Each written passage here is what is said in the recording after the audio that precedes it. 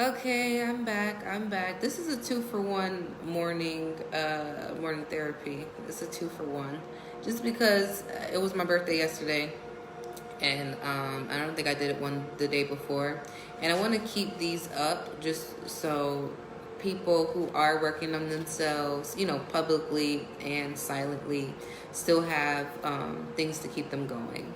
So I want to talk about forgiveness. And when I talk about forgiveness, y'all already know I'm talking about forgiving yourself, not the other person. Because again, they are a grown ass adult who chose to hurt you.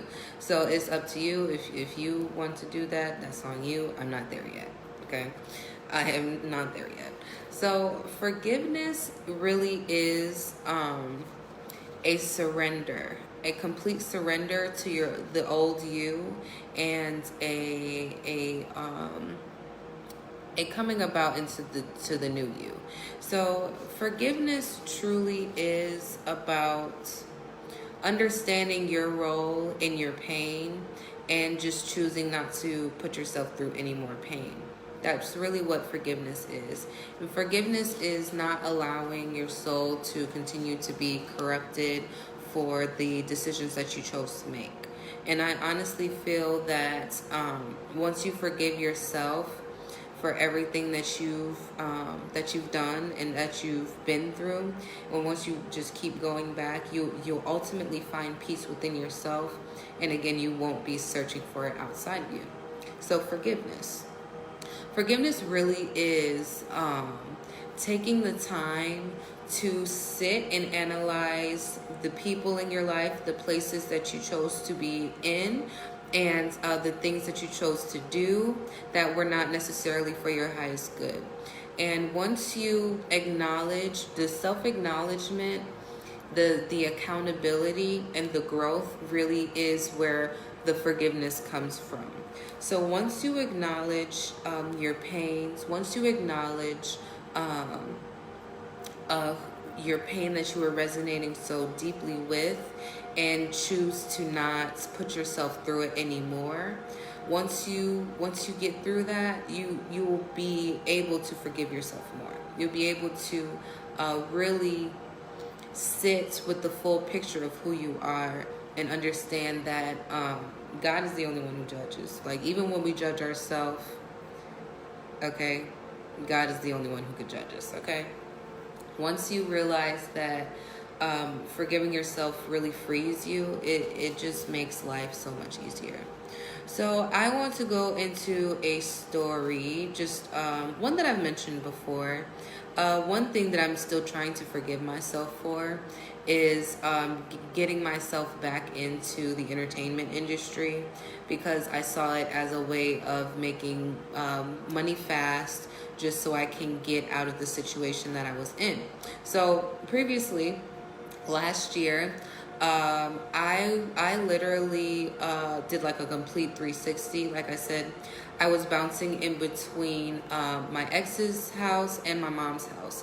I never had a chance really to get stable, because I was in two separate codependent situations, and one was with the narcissist, and one was with my mom, who is an enabler. I will say that. I love my mom, but she's an enabler, and she never really gave me a chance to come into my own, because coming into my own meant being a mystic, being who I knew I was, and that necessarily wasn't someone that she wanted me to be. So she sort of pushed me towards the regular job route, and kept encouraging me to do that, because she didn't want me to be one of them. Okay. But ultimately, we still here. So, okay.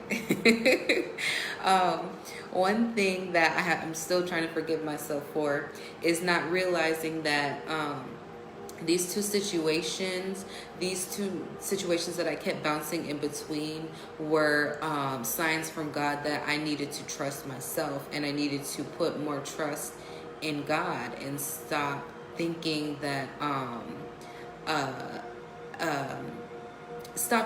that these people were going to help me without the rules, without rules, essentially. So I'm trying to forgive myself for going back into the stripper life, because I was living with my mom at the time, and I did not have a job because did not have childcare. So this was the cycle that I was in. I was either going to get a job, use that job to pay for childcare, and then while I have childcare, go to that job and then get that job just to pay for childcare, save a little bit. You know what I'm saying? So I would be in a cycle of pointlessness. And that's what my mom wanted for me.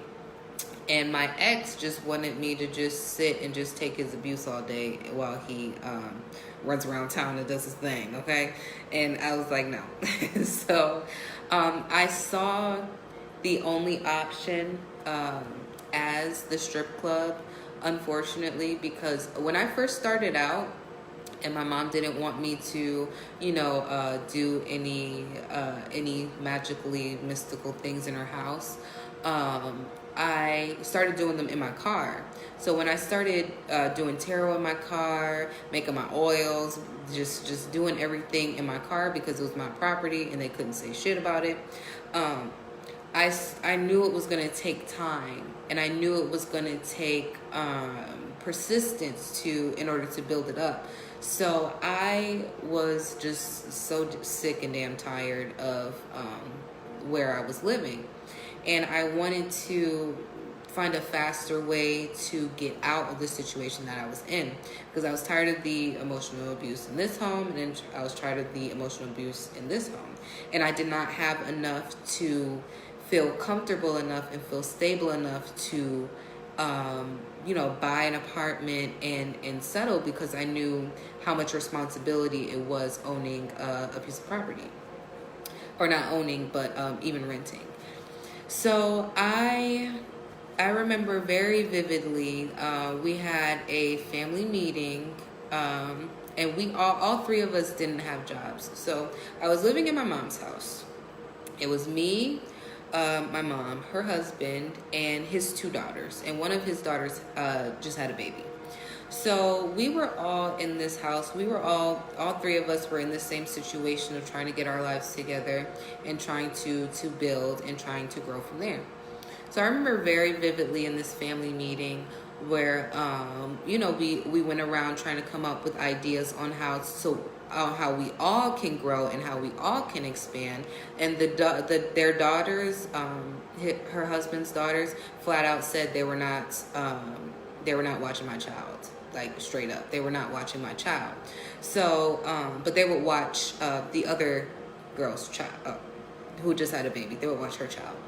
So once I heard that, and hearing that from family, trust me, it hits a little different, especially when you gotta stay in the same house with these people. It hits a little different. So I saw it as myself, like, okay, they're not gonna help me out in any way, so I have to help myself. And unfortunately, I was resonating so deeply with my trauma in the strip club still, that I saw that as the only way out. Instead of staying persistent with my tarot and, allowing God in time to manifest my life, I wanted to rush it. So when I realized that, there was no time allowed for me to work a regular job, because again, my mom worked overnight, so by the morning she was half dead. If you work overnight, mornings you sleep, and that was really the only time that I was able to work was during the day. So it was very hard for me to even come up with ideas and scenarios to try to fit like a Walmart job in, because a Walmart job wasn't going to work. I already knew that as soon as I get in, and then they saw that I couldn't work consistently every week, they were gonna cut me. I already knew what was gonna happen, so I ended up going the stripper route and going to the clubs whenever she was with her father. So in making my decision to do that, I first started to dance out of town. So I decided to, because I didn't want to go to a local club. I already knew what the energy was there. So I decided to go a little bit farther out, just to, start to rebuild and start to just come into the stripper world again. And unfortunately, I forgot how close the stripper community is, especially with the groups and Facebook and everything. So the bullies from the strip club locally sent little messages out to the ones at the club that I was at, and from there the cycle of the psychological abuse and the sexual abuse happened out of town. And when I was working there, and when I was, still trying to cultivate money and try to save and try to build, it's like I kept getting trapped in this cycle of making enough money and then needing it for something, and then making enough money and then needing it for something. And I never hit that goal of feeling comfortable enough to get my first apartment, get everything rolling. So, and what I didn't realize at the time was that the customers were also involved in my money. So they all know exactly how much money I went home with at the end of the night, because they all played a part in the fuckery. Okay, so it was like the cycle of abuse was just ever so present in every aspect, from the home life, not being able to get like a regular job because nobody wanted to watch my child, and even in the strip club, when I actually went out and started to try and come into my own and try to make my own money, I had to endure various series of abuse. And it's a little different when bullying leads to sexual assault. It's a little bit different because sexual assault is not something that you can necessarily speak on, especially if it involves people who have friends in very high places. So when you speak on certain things, it keeps you as a target.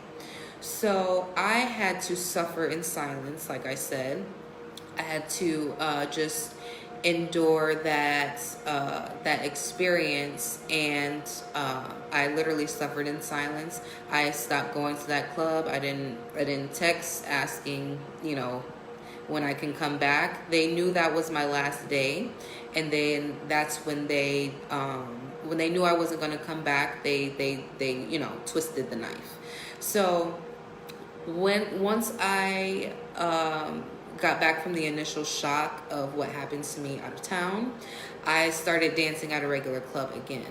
So when I started dancing at this regular club, at this local club, the strippers from the out of town club came to the club, the local club, and started it going over and over and over again. So it was like I was stuck in that experience, that negative experience. So once people from the local club started saying the same lines as the people from the out of town club, that was like a very bad trigger for me. It was very, very bad, because they didn't understand that they bullied me to the point of sexual assault, and I couldn't say anything because of who it was. And this is why I tie into the thing of speaking on people I don't know. I don't speak on people I don't know, because you never know the full story. You never know the full story, and by the time you know the full story, it's too late. So with this, I really kickstarted the mystic in me, It really did, because I needed the healing so bad for myself, because again, I was still stuck in this situation, being in my mom's house, where I was just trying to fucking go, okay? Just trying to leave, because I was just tired of the abuse. I was really just tired of it. So, every time I remember being in that strip club, and I would always do a money spell beforehand, and always do protection, because again, the negativity and the evil eye, all that just sticks to your person. And when you're in environments like that, it sticks even heavier. So I ultimately started my self-healing and forgiveness while I was still at the club, and while I was still enduring abuse, and while I was still saving money to get myself out of an abusive situation. So it was like this ever so long drawn out fucking cycle that I was putting myself through. So so as the days went on in the strip club, and we entered into like the winter time and everything, as it went on, you know, the abuse never stopped. It actually intensified as they saw that you know, my money spells was hitting, okay, and what they said did not affect my bag at the end of the day. So it actually increased. So I honestly feel like the experience with the club actually helped expand my knowledge of protection and self-protection, and really acknowledge that it really acknowledged like seeking validation outside of myself. You know what I'm saying? Because we all want to be recognized for our various talents, our beauty, our everything. We want to be recognized, okay? And I was in an environment that consistently told me I wasn't shit, and consistently went around to others and told them that I wasn't shit. So if that's not a Kickstarter for self-love, baby, I don't fucking know what is, okay? So this was like later in the year, when I noticed that things were going well. You know, I started getting into my tarot more, and I was getting you know, right predictions and everything. And that's when that guy that I spoke about previously came into my life. And of course, I met him at the strip club, and I didn't even think twice about it. Like I didn't even think twice about it. And that's when I was like, oh, okay, so maybe this is a sign that this is someone who's here to help me out. Again, seeking someone outside of myself to help myself. And it ended up backtracking me even more. So so this is where I have to forgive myself completely.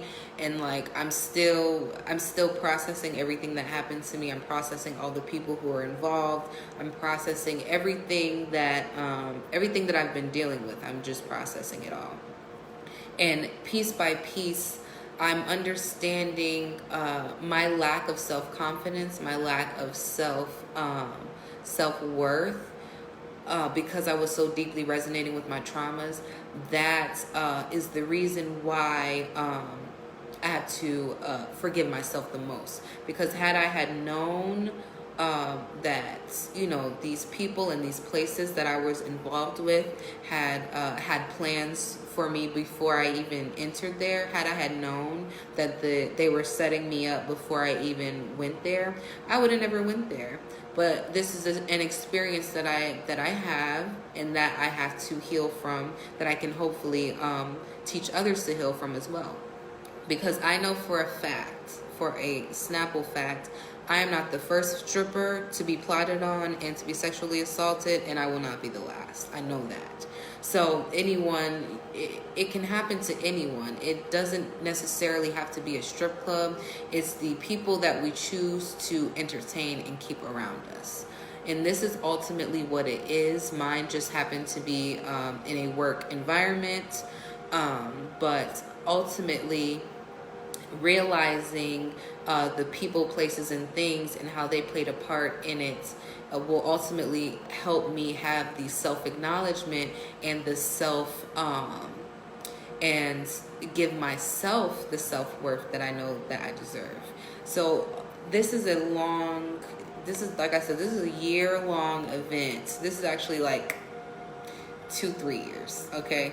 To be honest with you, 2-3 year long event of me not trusting myself, not forgiving myself, and not giving myself the love that I expected of others. So because of all of this, it's kept spiraling my life into these cycles.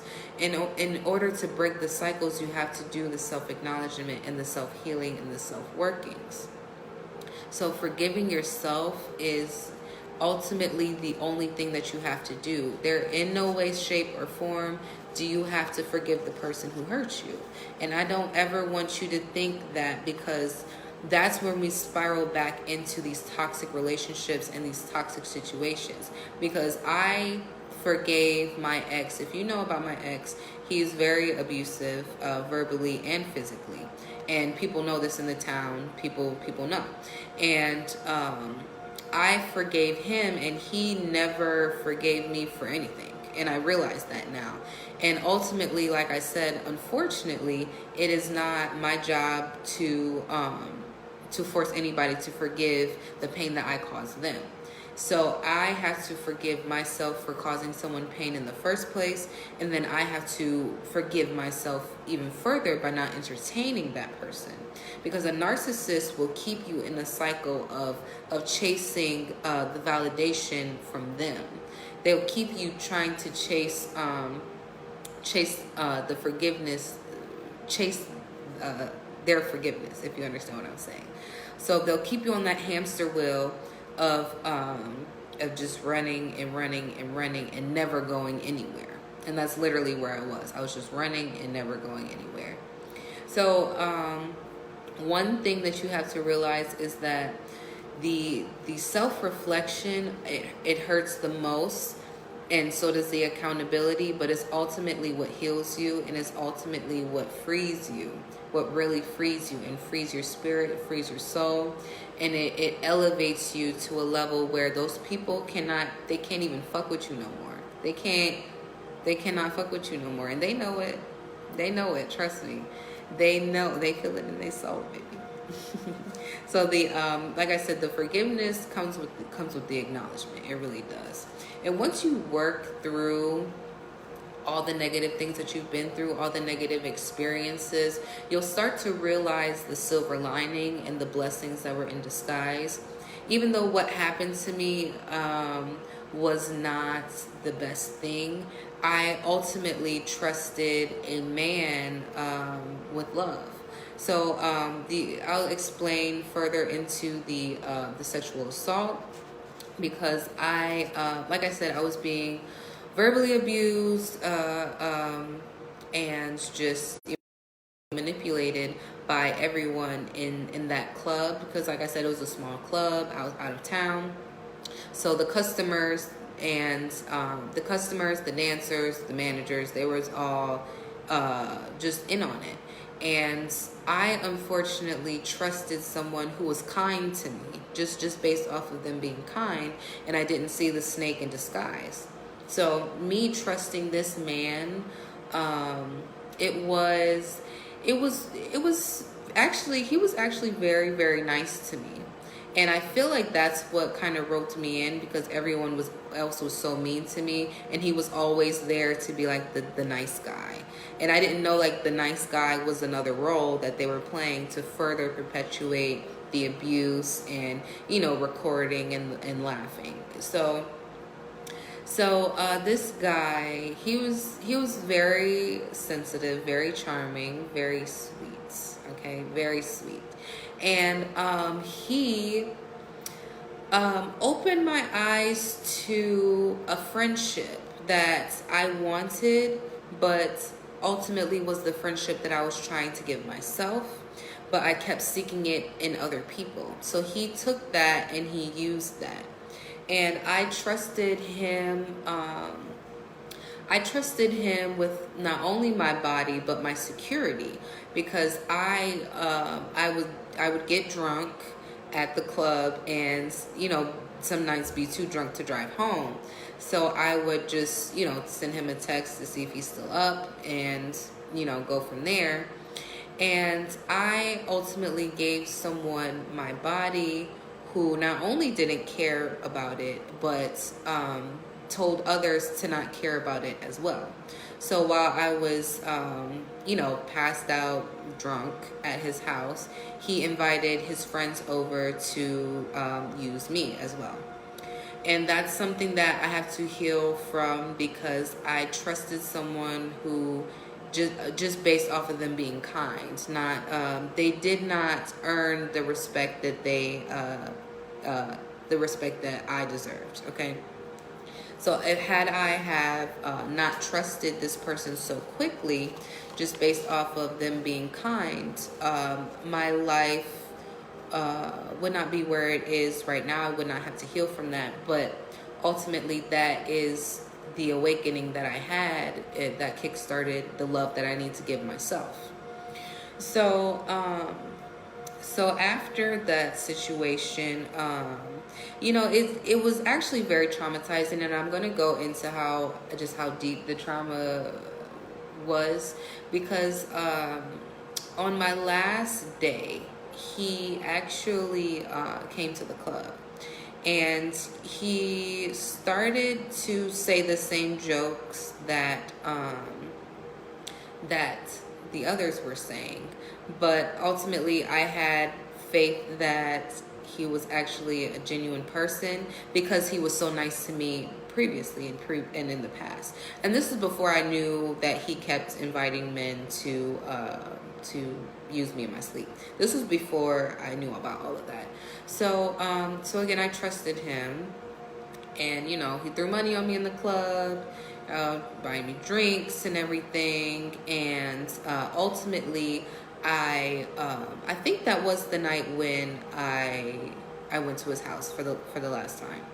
And I just remember sitting at that table. It was him and a friend that I met previously, and they actually sat in my face, and they laughed about their friend coming in and raping me in my sleep. They actually sat at the table and laughed at it, and then just continued on to the next conversation, just to further diminish me. And I feel like that once that happened to me, it puts, like, like when you go through abuse and you're just in shock again. That's really what it was. It was like shock all over again. And actually, it wasn't the last time. I had I think it was like a Thursday, and then that Saturday was my last day, and I was like, oh yeah, I'm never coming back to this place ever again. So that was when all the self-healing started to kick in, because I didn't realize all that I had to heal from until they joked about it in my face. So again, with that, I had to take into accountability that I trusted men who did not give a fuck about my body. I trusted them just based off of them being nice to me. So one thing I have to understand, that when it comes to men, I do have this fear when it comes to men, because throughout my life, men have abused me physically and sexually. So it is a fear when I do see a man, especially a black man. So it's sparked this like a lot of healing that I needed to do, because I once that happened, I told myself I'm never going to be in this position again. I'm never going to put myself in a position where I will be used by a man. I will not do it. And I stopped going to that club again. Like I said previously, I stopped going to that club and started going to a local club. And then that's when, it made it harder for me to heal, because they kept coming over. They kept planting seeds, and they kept the abuse going. So that is another thing that I have to really let go of, is the fact that people who have no human chip in their brain, the NPCs, the non-playable characters, they're just here just to be more of themselves, which is a soulless being. So I cannot fault them for seeing my heart and my soul, my beauty, my talents, my prosperity, in light of them trying to destroy me. I can't fault them for wanting to tear me down, because they don't have that human chip in their brain. They have suffered through so much abuse that chip has gone. So I can't fault them for not understanding the pain that they cause others, because they have just been through so much that they got the blinders on, the blindfolds on. So all I can do is hold myself accountable and continue to heal myself, and continue to be more of myself, which is the loving, the caring, the nurturing, the abundant, the talented person that I am. And all I can do is just choose to entertain like-minded people like myself, instead of trying to pull people up, because once you when you engage with lower energies and try to pull them up, you might be showing them things that they're not ready for, so they'll just keep trying to tear you down. So and this is the thing, we've all been in positions like that before. Like I was not born on this mental level. It took a lot. It took experiences through life, and it took healing to get me to this level right now.